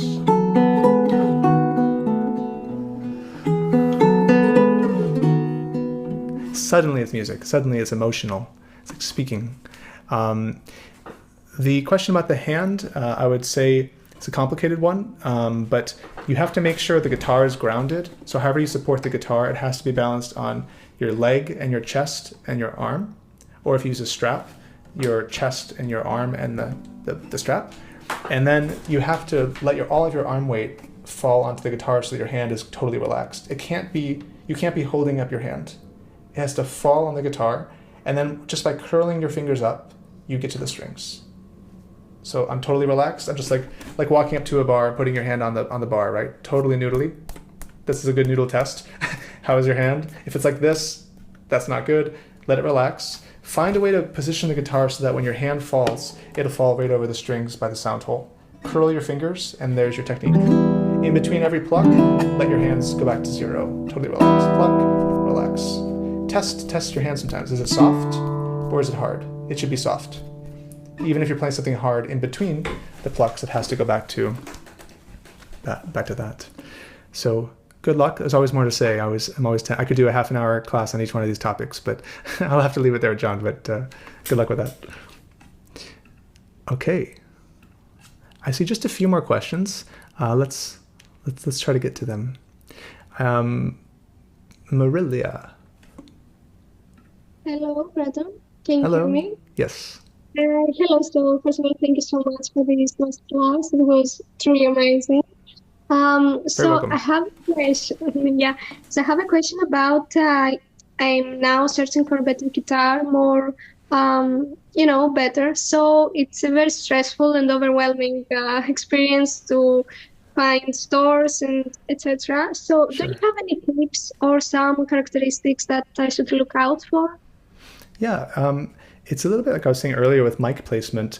Some of this is subjective because some people like certain sounds and some people like different sounds. And guitars come in lots of different shapes, sizes, and flavors of sounds. So, but I would say in general, if you're looking for a budget guitar, like under $1,500 US, then I would say Cordoba is a really good brand, and those seem to be really good for my students. And a lot of people never outgrow them. They work really well. One question to be answered is whether you want a spruce top like this one, the yellow soundboard top wood here, or the darker one. And they correlate to the sound. So the bright color makes a brighter sound, and the dark color makes a darker sound. A lot of people tend to like darker sounds. I'm actually a fan of the brighter sound. So I would say go to a store where you can play several guitars, and make sure you try out a spruce top, the yellow top, and then try a cedar top, which is the darker color, and you'll notice right away a huge difference. I think first, maybe the thing is to decide your budget. And then the best thing you can do, rather than take my advice honestly, is go to a store where you can try out several in your price range, and one guitar will speak to you. It'll be really easy to play, and it'll just sound so good that it makes you want to play every day. The guitar has to be like, a magnet to you. If you don't love it, you're not going to play it. Because the one that I have now is on this budget, like 400 or 500 euros. So also was searching, and it was an idea for a handmade one, but I don't know if it will be worth it. I find it more difficult to... It's true. I mean, the handmade ones by a luthier are the best, but it depends on your budget, of course, and if it's, it depends on your level of playing also. But again, I think that figure out what you can invest in a guitar. Generally, it's worth it if you can pay a little more, and it's not going to break the bank. It's worth it to pay a little more for a guitar. If once in your price range, find whatever that is, and then you need to get them in your hands, because do not buy something off the internet you've never tried, because you might get it and hate it. So I think honestly, my biggest advice for everyone here is don't care about the brand, don't care about how it looks. Care about, first and foremost, when you pick it up and play it, how easy is it to play? Because often guitars are set up terribly. The strings are like this high off the neck or something. And it doesn't matter how good you are, you'll always hate it, and it'll give you an injury, like we were talking about, that inflammation. Have something that the strings are very, very low. They're almost touching the frets, but it doesn't buzz when you play. So when I first pick up a new guitar, I play hard at every fret. And if it's buzzy all the way through, the action's too low, that can be adapted, but it's good if it's a new guitar, it should be good.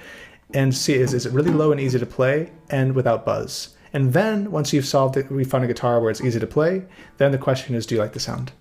And if you can get a easy to play guitar that's in your price range with a sound that's attractive to you, that you go, wow, every time you play it, you have your guitar. So I've played guitars for $1,500 that were better than guitars that were $5,000. So don't care so much about the price. Find something that you really will motivate you to pick it up.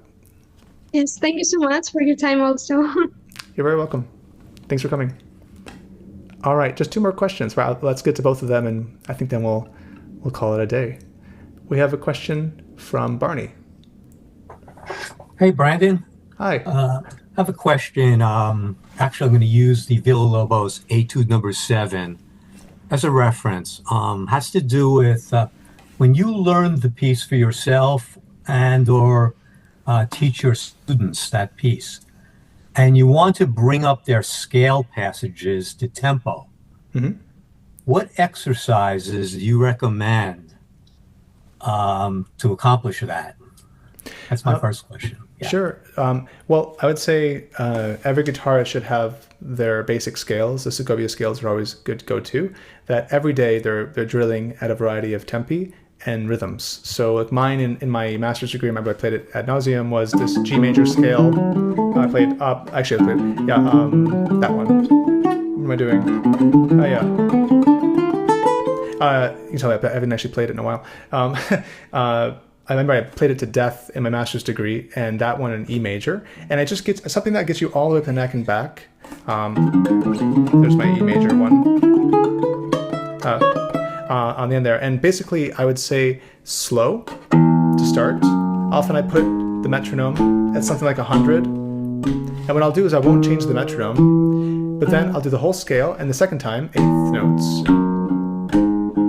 The third time, triple it, triple it, triple it, triple it. And then lastly, 1E into 2E into 3E. All while staying relaxed, while being accurate.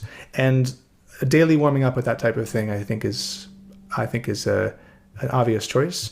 That when you get to a piece where suddenly you have a little, usually you don't play a whole scale, you play a little burst, and then it'll be there. You can also use excerpts from pieces to do that. And one of the main things I would say when you're working on that type of thing is, again, don't just play fast. Master it slow with ease. You have to be relaxed. If you're not relaxing between each stroke, pluck, relax, pluck, relax. You'll never play fast because you'll go pluck, pluck, tension, tension, more tension. And in 5 plucks, your hand is a rock. How can you play fast if your hand's a rock? You have to be relaxed the whole time. So in an accurate and easy way, play slow with the metronome every day, relaxing in between each stroke. Check your body. Are you breathing? Where's your head? Where are your shoulders? Is one like that? That's no good. Is your head like this? That's no good. Are you looking at the strings like this? No good. And just get everything in front of a mirror. I have a big mirror, and I practice always in front of a mirror. I catch myself doing Quasimodo things all the time, and always correcting it. One day I caught myself in front of a big mirror. I realized I was always leaning to the left. I had no idea why until I took my wallet out and realized, and I was always at an angle because of my wallet. And so just checking in with yourself and do different rhythms. Or while being legato. So just drilling those, and then maybe even taking excerpts from pieces at a variety of tempi.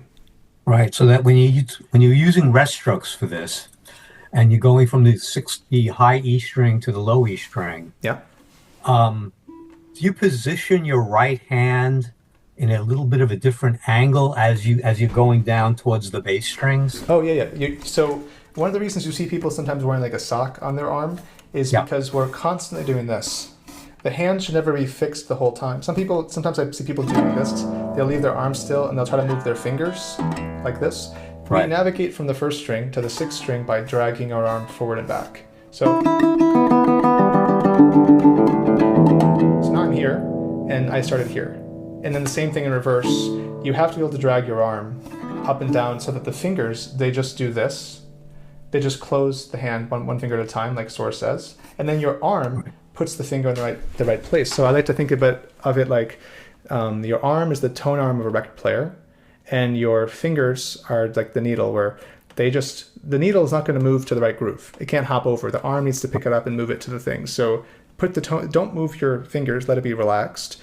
Your arm has to put the fingers on the 1st string. Don't reach for it.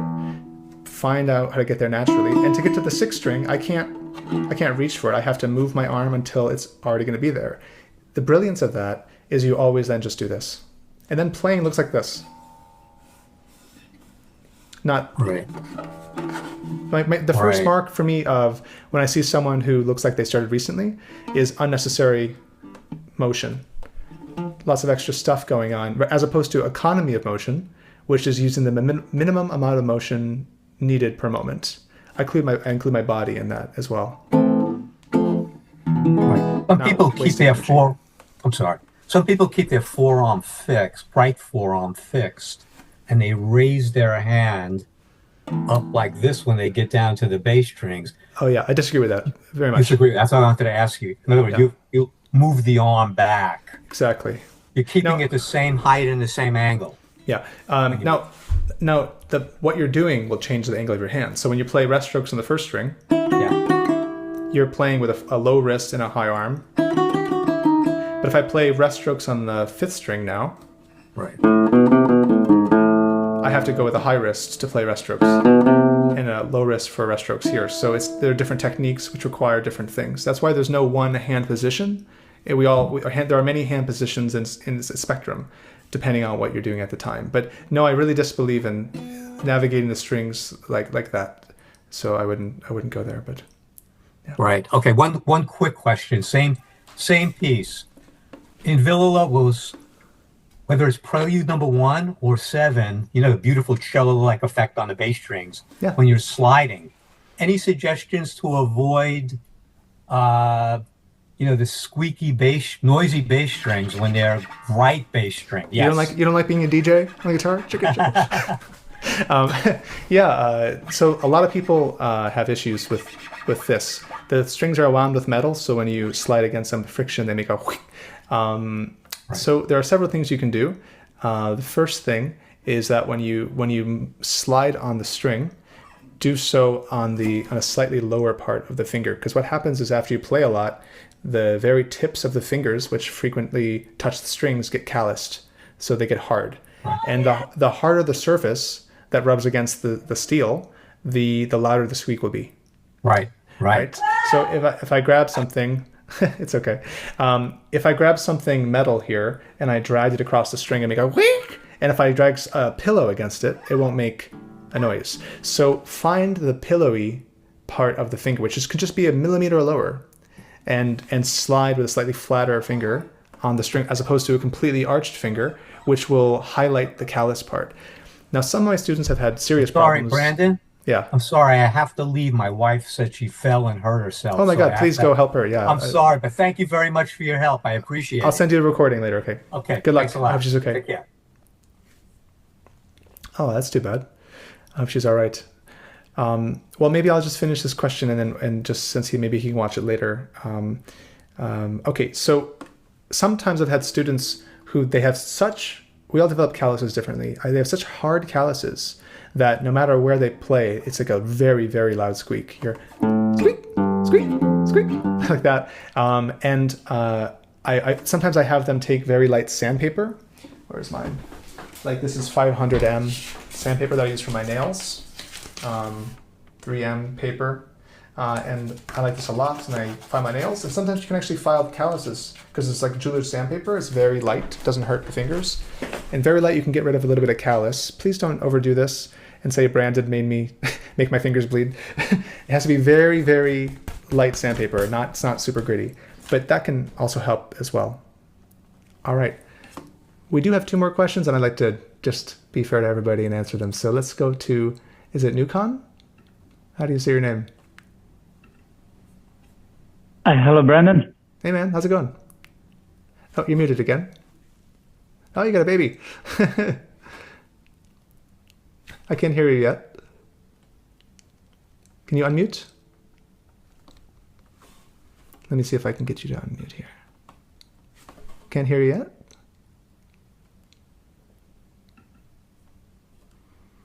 Okay, why don't you work on that? Oh, there we go. Okay. Hey. Hello. Am I audible? Yes, we can hear you. Am I audible? Yes. Thank you so very much, Brandon. My question is very similar to what Barney just asked. It's regarding the best left hand exercise and the right hand exercise, 1, 2. Sure. Very quick, sure. if you can. I think the best way to do it quick is to refer you to another workshop we did on one point. If you go to arpeggiato.com, our website, there's an eShop. So arpeggiato.com, go to the eShop, and there you'll find a workshop called the Daily Routine. And I give you a whole PDF of daily exercises, scales in the right hand, things in the left hand. That would really help. But basically, it's things like in the right hand, I start with string crossings. So 1, 2, 3, 4 on every string. Down and up with the metronome, always with the metronome. And then 1, 2, 3, 1, 2, 3, 1, 2, 3, 1, 2, 3, and then 1, 2, 1, 2, 1, 2, 1, 2, and 1, 1, 1, 1, 1. Up and down always with the metronome. In the left hand, chromatic scales.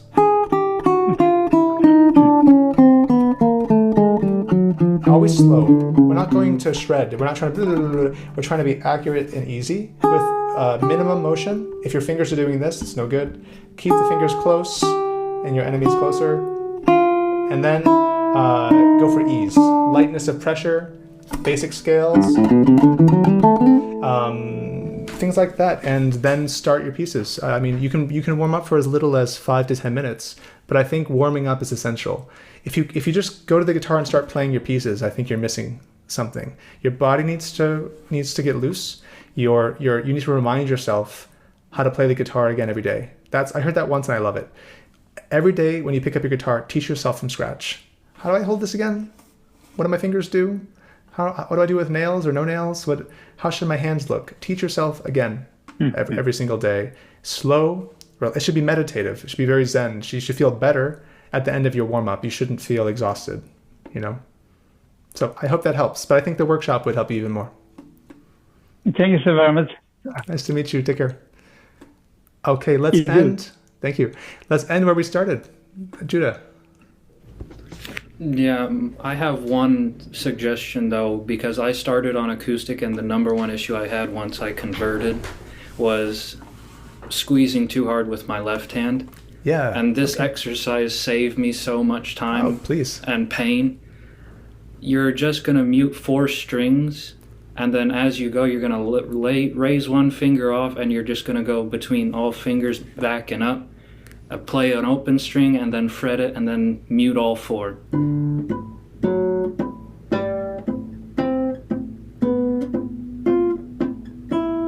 Yeah, wow. And you can do it in any shape you want, but it helps you mute the strings, and it helps you learn that you don't have to squeeze so hard, because the issue that I'd keep running into was I'd end up playing a string because I was squeezing one finger so hard that the other fingers would be like, I'm getting in on this too. But my actual question is, how do you go into a piece of music and then make your own interpretation? Like, what would be your step-by-step process to just... You've learned the sheet of music, you know what you know how to play it, but how do you take it there and choose how you're going to like do your phrasing and do everything else? Like, I've always just done it by ear. I'll record a bit and then I'll see if it sounds nice, but unless you record the whole thing, it may sound awful because you're doing what sounds good in one line, and then you're just making it sound good in phrase by phrase. Yeah, I see what you mean. Again, I could be a whole class just on the art of interpretation, but essentially, if I boil it down, I start by just playing the music. I play what's on the page, right?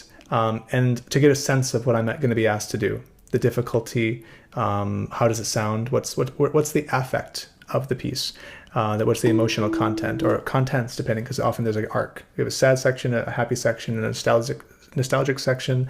In your piece, you had sort of an angry section of the this whole bit here thing. It's like it sounds kind of a bit frantic and a bit crazy at that point. And then I often love to imagine if what I was playing, if this piece was the background music for a movie, what would the movie be about? So I try to create a story. And how do you create a story? It's through intuition, like you said. You do use your intuition.